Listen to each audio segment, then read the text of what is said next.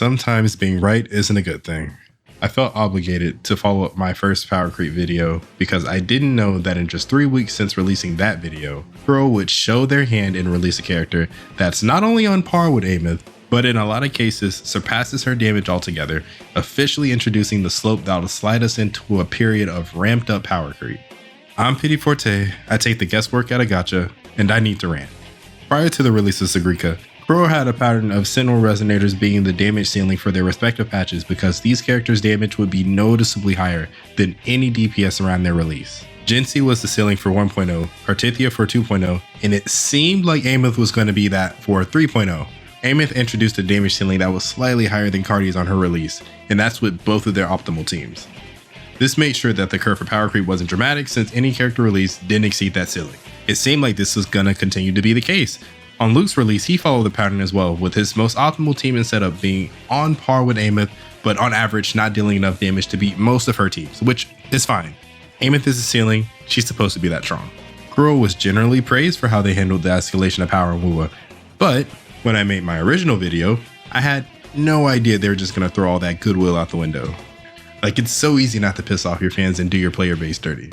Now we have Sigrika, whose teams, for all intents and purposes, come in two flavors. Team that's on par with suboptimal Ameth, meaning they're a lot stronger than the rest of the cast, and team that is stronger than everyone outside of the most optimal Ameth setup, which includes Lene and Mornay, everyone has signatures, and you're able to get off multiple tune breaks. Though at that point of investment, Sigrika's a better option anyway, since one of her best teammates is Shorekeeper. I'm not even going to go down the rabbit hole of what happens if she gets a third partner, but Shorekeeper is a character that most people have, and everyone who doesn't can get. If I had knowledge of Sigrika's kit prior to Ameth's release, I'd go as far to say skipping Ameth altogether and just pulling for Sigrika would have been the move. With the Cyberpunk collab coming up, the announcement of a Glacio character, and rumors of us getting an additional Sentinel character for 3.0, it's particularly scummy for Kuro to buck the trend they started right before the release of a bunch of things that people are genuinely looking forward to. Now, some may be thinking that I'm overreacting, shouting fire where there is none. Some may even point out to the fact that, oh, we're getting another Sentinel for 3.0, and that's proof that it's too soon to tell. Alright, well, I'd like to bring up another recent-ish example, one that actually caused me to return to Wuthering Waves last year. The release of Hoshimi Miyabi in Zenless Zone Zero. I used to be a heavy ZZZ player. Couldn't get enough of the game, despite the power creep being less well managed than in Wuwa. However, with the release of the first Void Hunter, ZZZ's equivalent to a Sentinel Resonator, the HP for bosses quickly shot up to compensate for the sudden shift to the damage ceiling.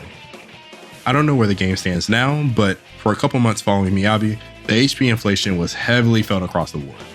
So where do we go from here? It's possible that Kuro goes the route of significantly buffing older units, which we know is on the way, and that could help even out the curve a bit depending on how much they buff the characters.